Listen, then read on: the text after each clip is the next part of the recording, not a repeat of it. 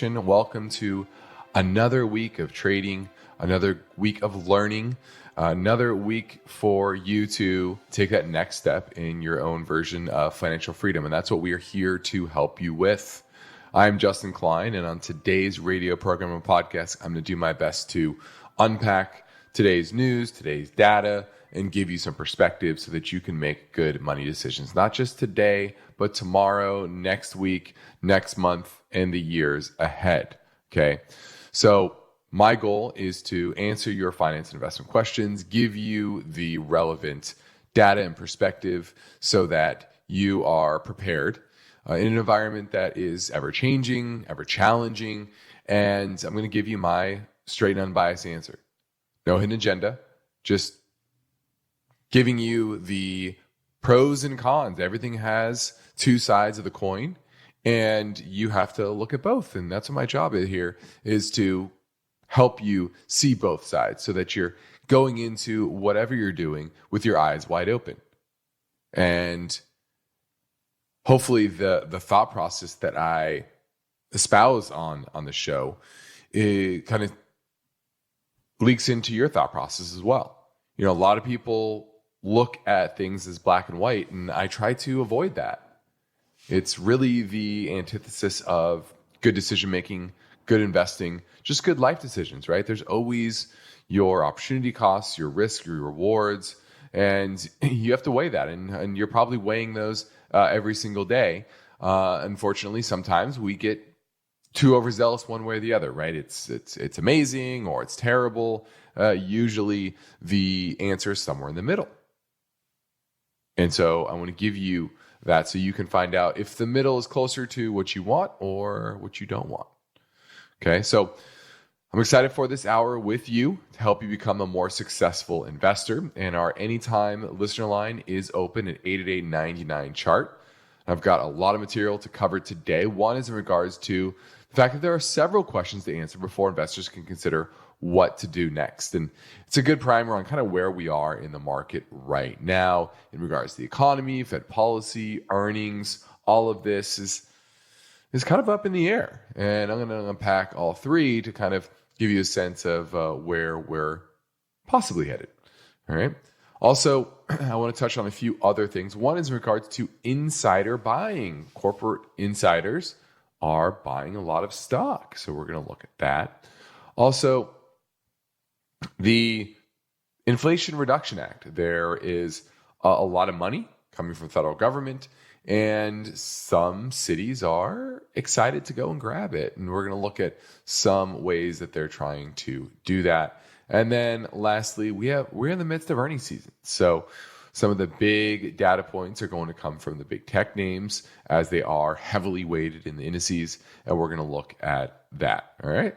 So those are the things that are on the docket for me, as well as some voice bank questions. One is in regards to Social Security withdrawal, and the other is Mueller Industries. So we're ready. I'm ready for your live calls at 888-99-CHART. If you're listening 4 to 5 Pacific time, give us a call. We can answer and talk directly. And I'm excited to talk to all of you. Now let's take a quick primer on the market today. It was modest up day. The U.S. market was up 5 basis points, mid caps up about 0.1 basis points, and small caps down 1 basis point. So very mixed day. Value definitely did better. That was green on the Morningstar style box, and all of the growth side was slightly down. So that's where you got that mixed market. All right, let's go talk to James in New York. Wants to talk about Emerson. Yes, I'd like to maybe expand my utility holdings, and I was thinking of buying Emerson. Should I wait for it to dip lower, or do we maybe see this popping back up to the low to mid-90s in the near term, or is it worth buying in general? Well, first off, Emerson is not a utility, okay? This would be considered more of an industrial name, right? They sell automation equipment, so they do actually have some robotics division. So there's some secular tailwinds there. And they also have software controls, intelligent devices. And so it's definitely not a utility, but it is a good company. I will say that. its long-term return on equity typically is in the mid to high 20s. Now it is kind of over-earning right now, so the odds that you get some mean reversion there are probably likely, but it's a good company. I think it's fairly valued here. I don't think it's cheap. I don't think it's expensive, but you're getting a good company. But understand what you're buying too. Understand that it's not a utility. This isn't one of those regulated utilities that has automatic profitability, basically legislated in like most utilities. This is a company who's going to have ebbs and flows of the overall economy, but I like it. So I'm going to give Emerson a thumbs up. Fairly valued right now on a technical basis. It's fairly neutral. I don't really have, I'm not saying it's entirely bullish, entirely bearish. It's kind of in the middle of a range. So if you're looking for a good company, this is it. If you're looking for a bullish technical setup in the near term, it's kind of neutral. All right. Thanks for the call. Now we're going into a quick break, but please remember that you can call anytime and leave your question on the InvestTalk voice bank. Or if you're listening via our live stream, give us a call now at 888-99-CHART.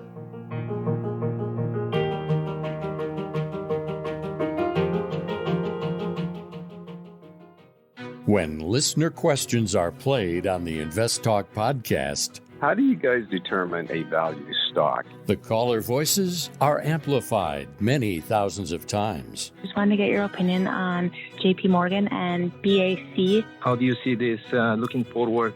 I'm 25 years old and have a question about retirement funds. And the unbiased answers from Justin Klein. That's why it's trading so cheap, because there's a lot of regulatory risk. And Steve Peasley. I kind of like it here. If I was going to buy Tyson Food, this is where I'd buy it. Benefit the entire InvestTalk community. Thank you for what you guys do. That's why 24/7, rain or shine, no matter how simple or how complex, your questions make a difference. Symbol BKE. What's your outlook? And InvestTalk is made better by the power of you. So don't forget to call 888-99-CHART.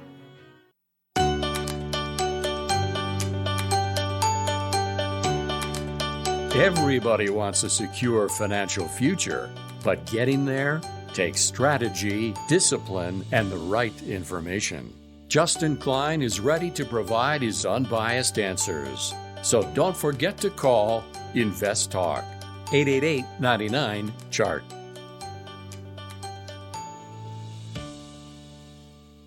Now we're in a market environment right now that you can kind of classify as very neutral, right? We had the sell-off last year, adjusting to higher interest rates and prognosticating a slowing economy, which you're obviously seeing.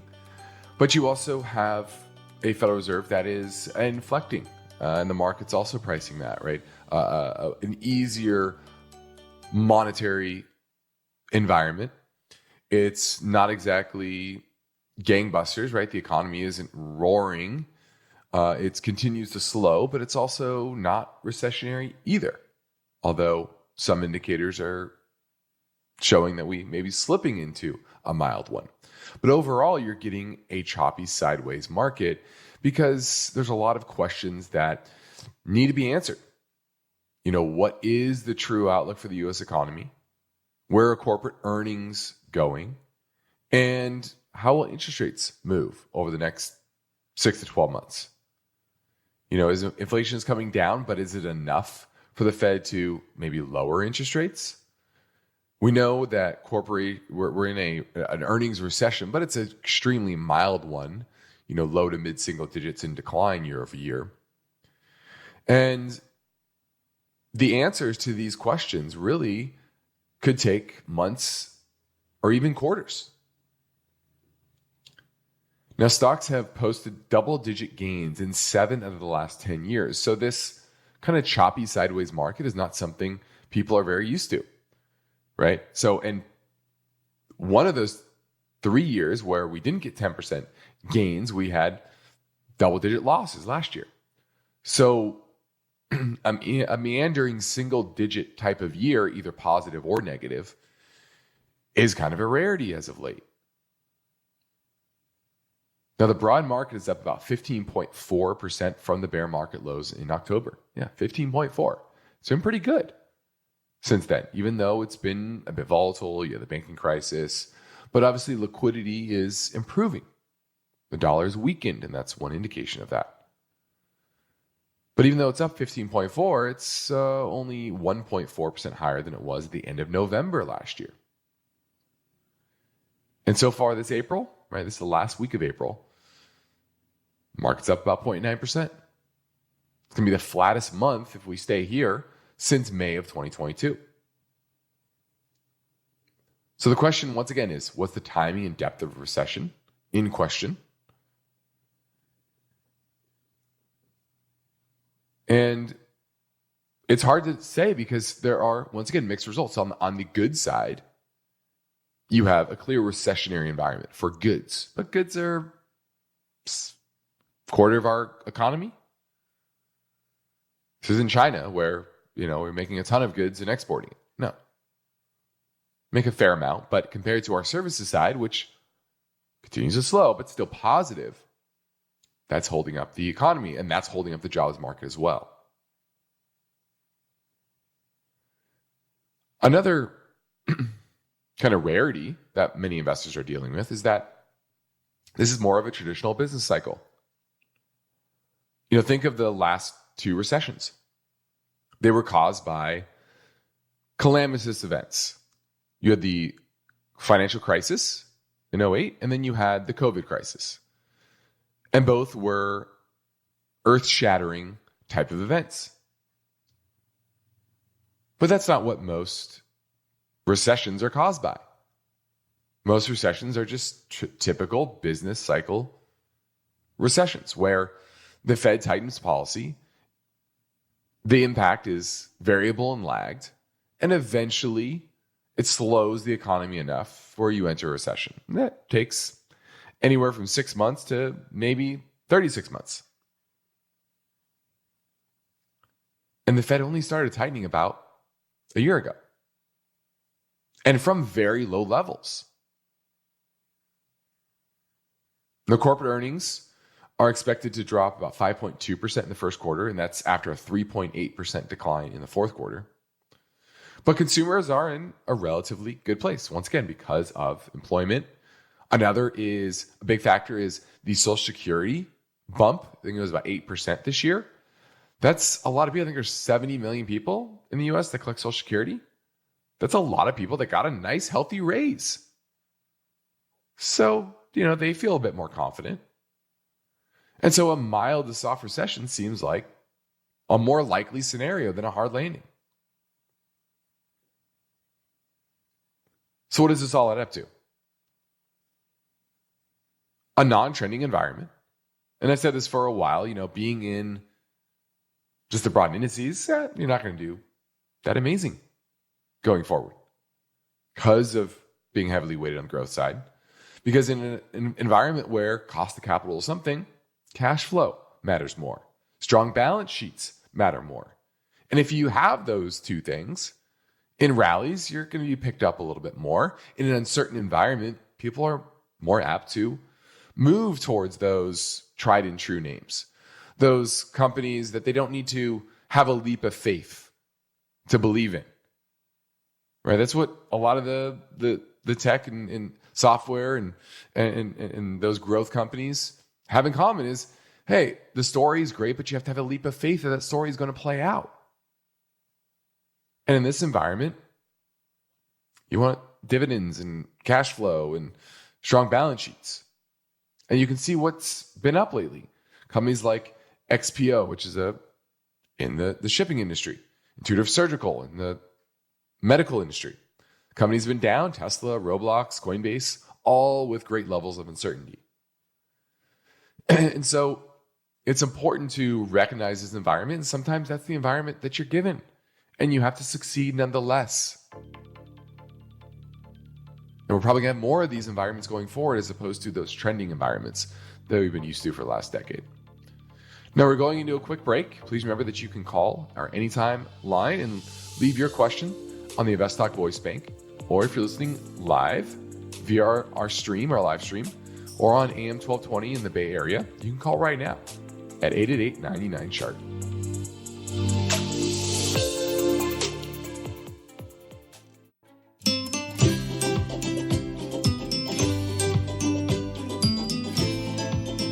Everybody wants a secure financial future, but getting there takes strategy and discipline.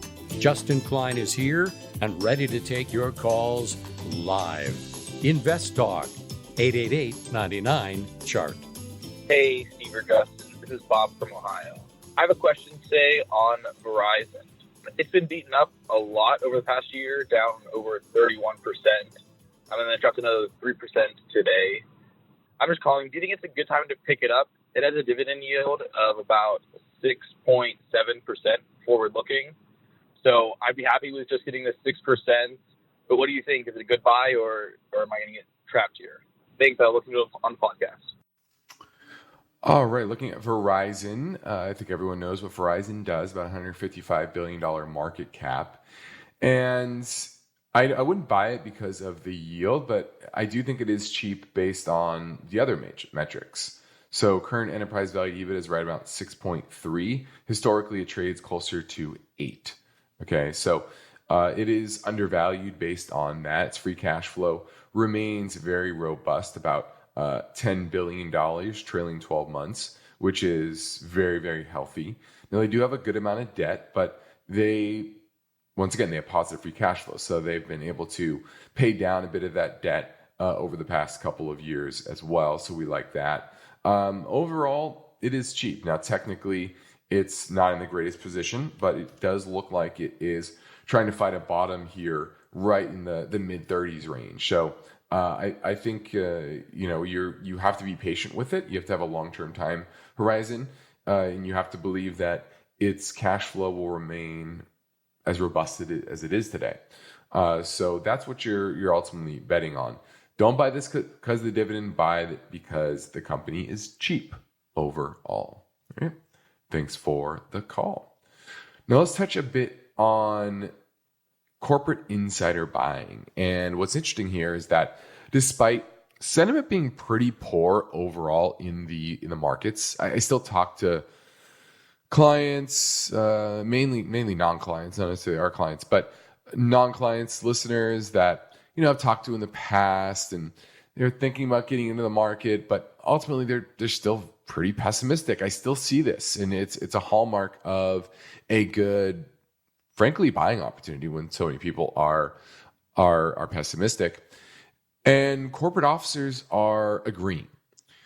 And more than 1,000 officers and directors at more than 600 companies bought their own stock in the month of March. This is the highest number on an individual and company basis since last May. And the ratio of insider buying to selling last month was at its highest level since September. So insiders are more optimistic than the general public. Now, a big part of this has to do with the financial firms and bank executives, most of all, because they saw the panic within the industry as an opportunity to buy up shares, especially those ones that were confident in their ability to withstand the recent crisis. One good example is Walt Bettinger. He's the CEO of Charles Schwab, and he bought about $3 million of the stock in mid-March.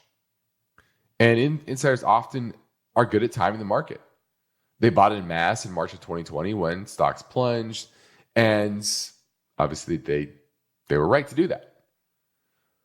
Last month, officers and directors at financial firms made up more than half of all insiders who bought their company's stock. So this was heavily reliant on those financial companies, but it was the highest share for the sector in at least 2 years. Now, bank stocks have stabilized, but they are still down. They haven't retraced their recent losses. But outside of the financial sector, there were buyers of companies like a lot of consumer-faced companies like Domino's Pizza CEO. He was one that bought about 1 million shares in the beginning of March. And one thing you have to understand about insider buying is that most of it is predetermined.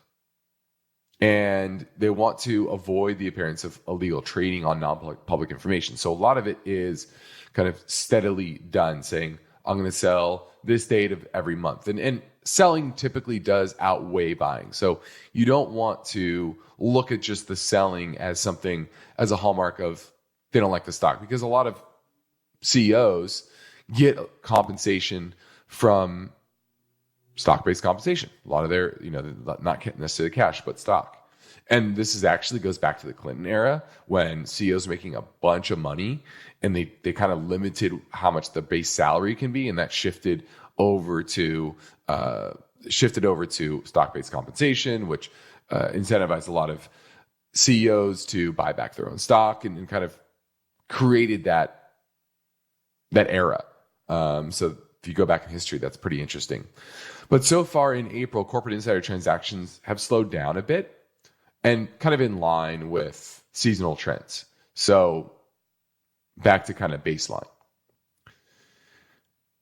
Now, in March, insider buying totaled $800 million compared to $3.5 billion in selling. Once again, that sounds like a lot of selling compared to the buying, but it's not. It's actually a very nice level of buying compared to selling, because once again, selling is more common. But this is an indication that the insiders are feeling pretty comfortable with the economy, and they feel like their equity is expensive. And this is money coming out of their own pocket. All right. Then the next InvestTalk, the story behind this question: where should investors stash their safe money today? Investment cash is one category. There are also others you should contemplate as well. A financial planning expert has his ideas for balancing yield, safety in investors' cash holdings. But does that make sense? We'll get to that story tomorrow. But for now, I'm Justin Klein, ready to take your question live at 888-99-CHART. Hold on.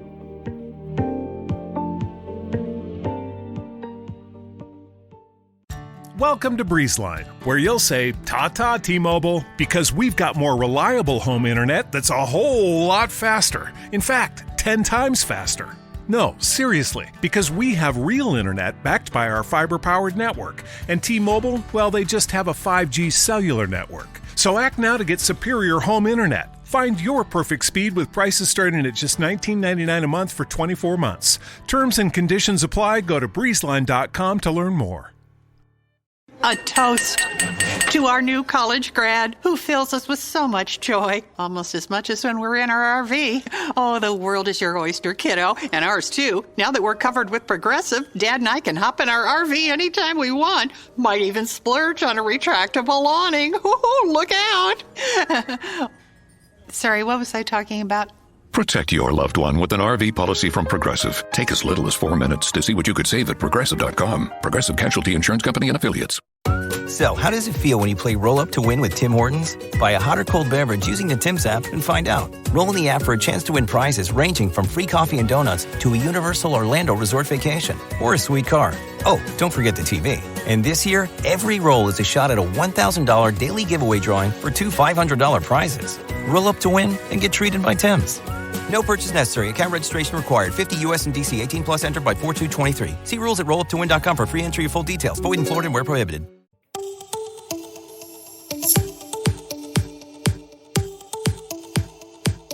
One of the most rewarding things I do each weekday is host the InvestTalk podcast.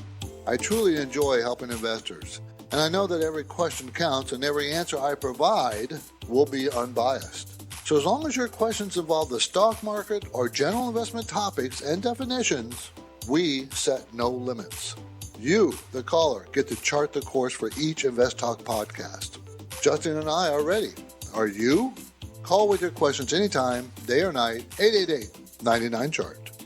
Hi, Steve and Justin. This is Keith from Redondo Beach. Got a question for you on Social Security withdrawals. So listening to you, I've learned that if you can put off your taking Social Security until past your eligibility age, that you make about 8% per year by delaying it. So I'm clear on that.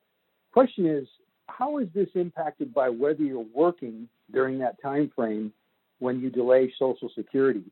Does not working reduce the amount of gain that you get by delaying it, or does working increase it?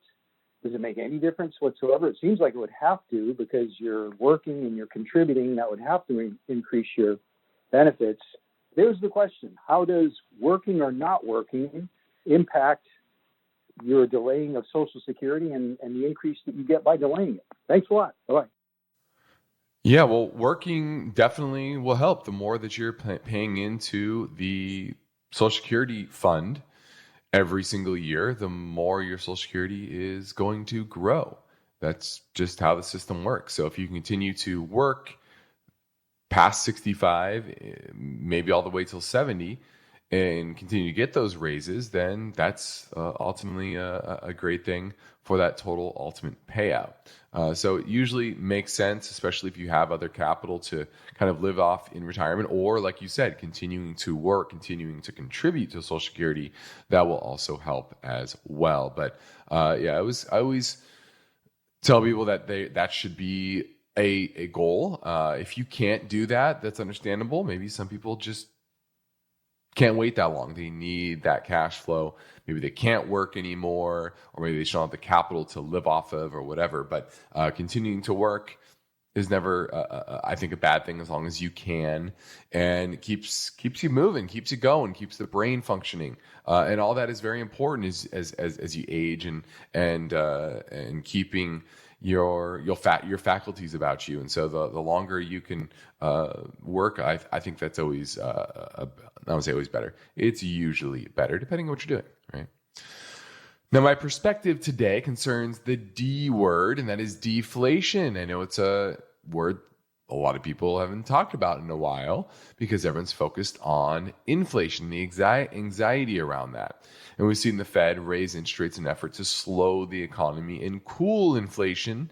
But inflation isn't the only danger that can damage the economy. Now, when prices go down, it's generally considered a good thing until there is outright deflation. And that's a whole nother ball game. Deflation is bad news for the economy. It makes people who borrow money, it's more difficult for them to pay back that money. So you get defaults. That's what 2008 was. It was a huge deflationary bust. And frankly, you look at the reaction by the central authorities, Congress and the Fed, and it's pretty clear that they don't want to see that again. That was a very, very bad outcome. And clearly they didn't have their eye on the ball, and they created this deflationary spiral that took a massive effort to spin us out of. And whenever there is some sort of crisis like COVID, they throw the kitchen sink at it to avoid deflation. Now, deflation is when consumers and asset prices decrease over time, purchasing power increases. It's basically the mirror image of inflation. Think of you borrow money, right? You have a mortgage. In an inflationary environment, that mortgage is fixed, but your income might go up. Right? You get raises. It's easier for your company to give you raises because overall profits tend to be higher, margins tend to be the same, but revenue's higher, and it's easier for them to give you raises. The counter side is the opposite, right? You might lose your job if you have deflation, or you're not getting raises at all. Maybe they cut your pay. Maybe you're in sales and sales are down. You might sell the same volume, but prices are down. That's deflation. That also makes it harder for you to pay back that mortgage. But then apply that to all different types of debt. And obviously that's going to lead to banks lending less money because they're afraid of more defaults. And that feeds into less economic activity, higher unemployment. And this is a negative feedback loop that you saw in 2008. So in short, deflation leads to more deflation. And throughout most of U.S. history, periods of deflation usually go hand in hand with severe economic downturns. And that's what most people have. They have this PTSD of deflation from 2008.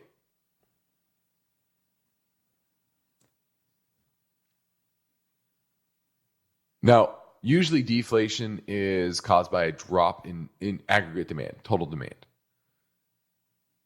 One could be monetary policy, rising interest rates lead to people saving their cash instead of spending it, discouraging borrowing, making borrowing more expensive.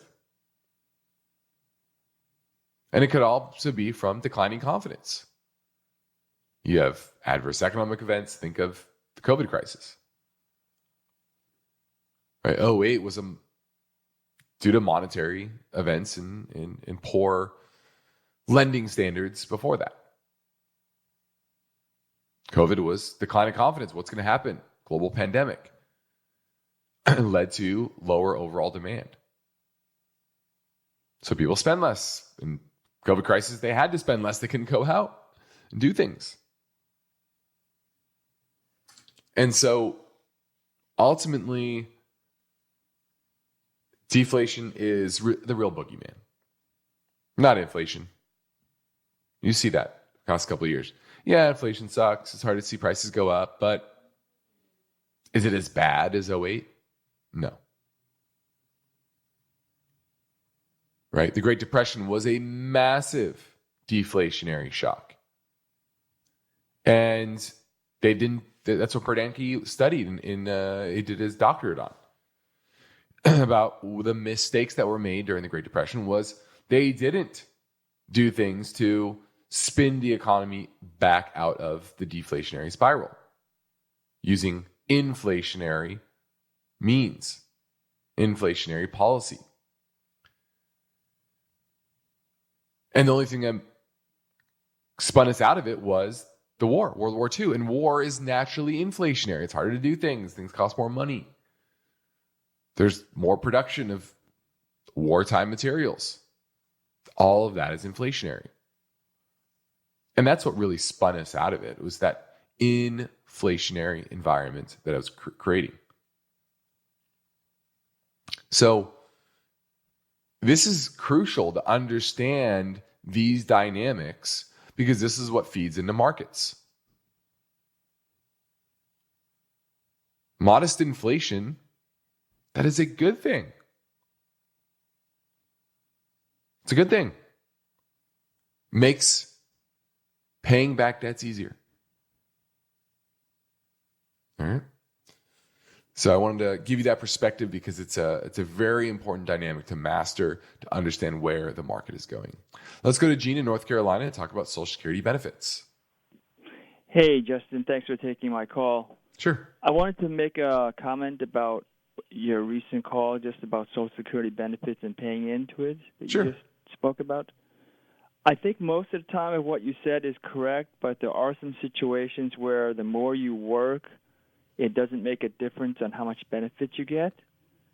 And the conditions are if the benefits you get are based on your highest annual income for 35 years, the 35 years of your highest income where each year is adjusted for inflation. So if you worked 35 years already and then your jobs in next future years are lower in income, it makes no difference on that average, and you won't get any more for Social Security at all. Got it. Yeah.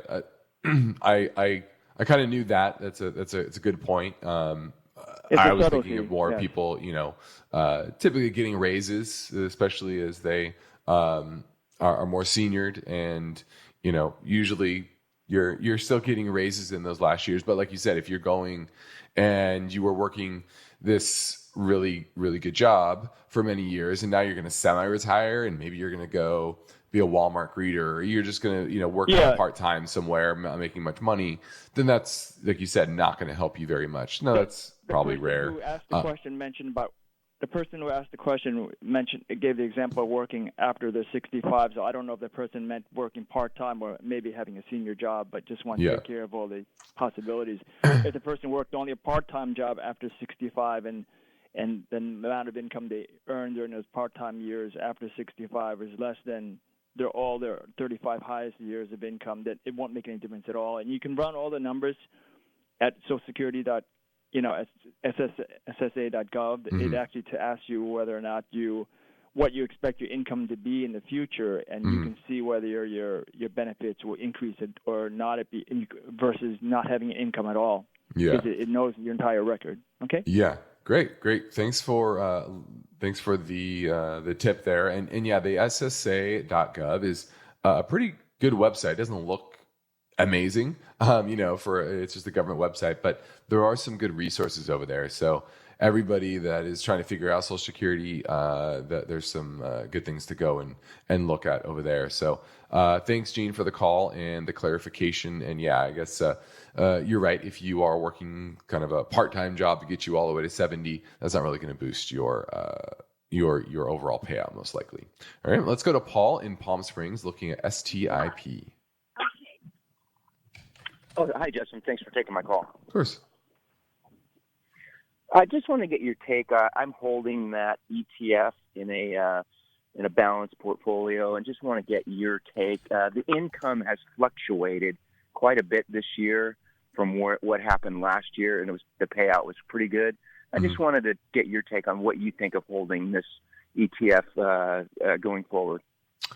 All right, this is the iShares 0 to 5 year TIPS bond ETF, and that's what you're buying into, the short-dated TIPS, Treasury inflation protected securities.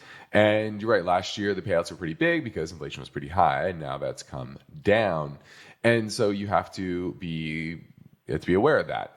I've never been a huge fan of TIPS. I just don't think they are great inflation protectors.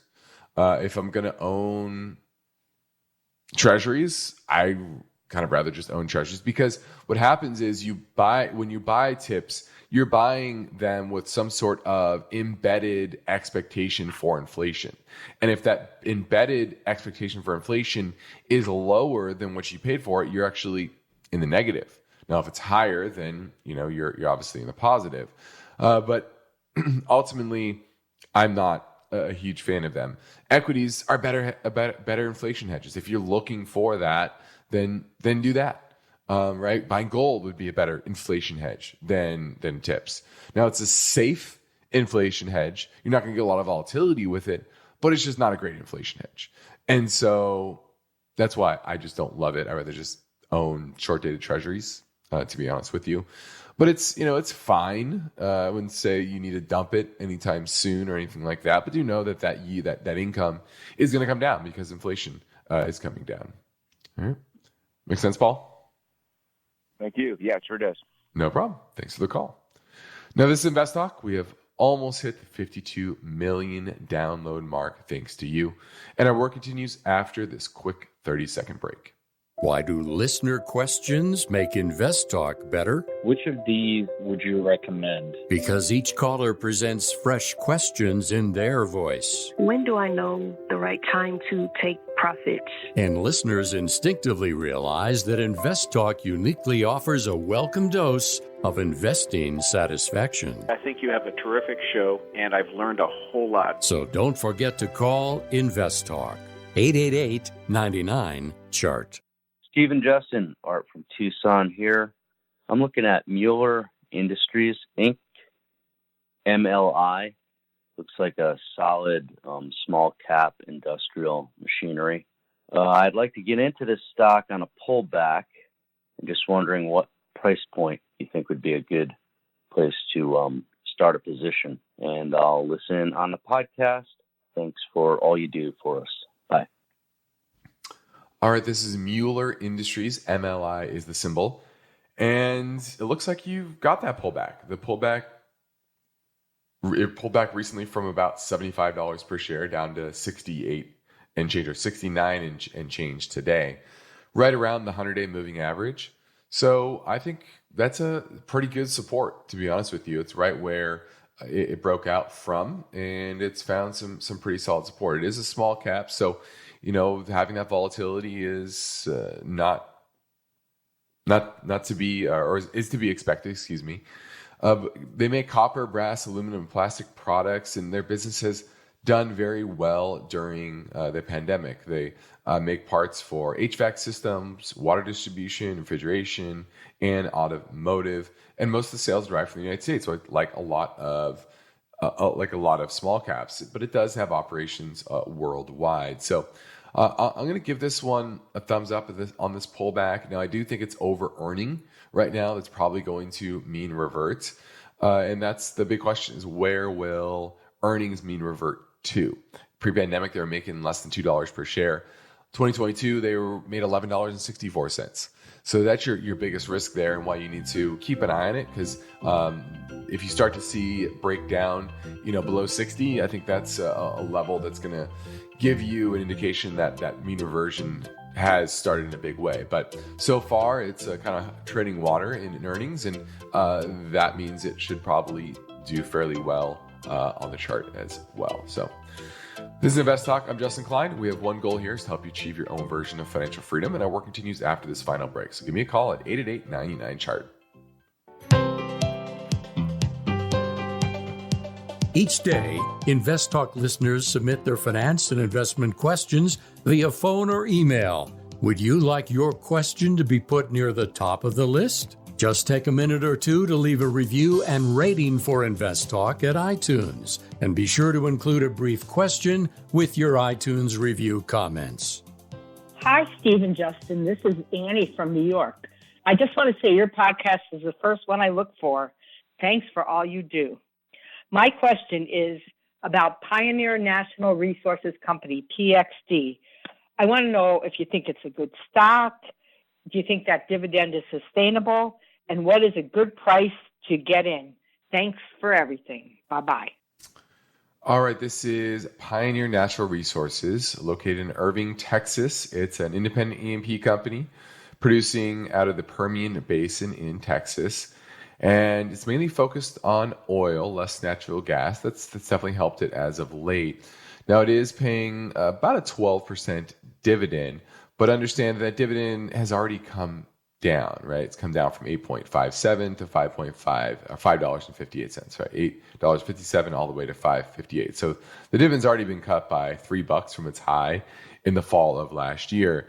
And that's what you need to understand, that this is probably not the dividend that you're going to get going forward, right? So it's going to fluctuate with earnings. A lot of these oil companies have put in clauses into their bylaws that their dividend is going to fluctuate with earnings. So a lot of these oil names don't expect the dividends to stay sustainable. So